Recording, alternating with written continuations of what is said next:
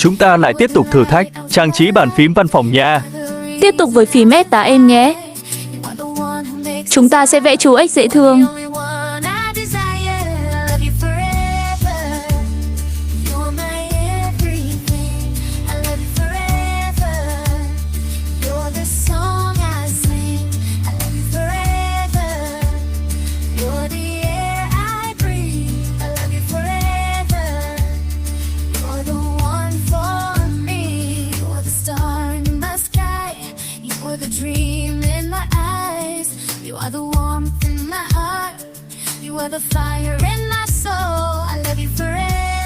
Cũng đơn giản dễ làm phải không?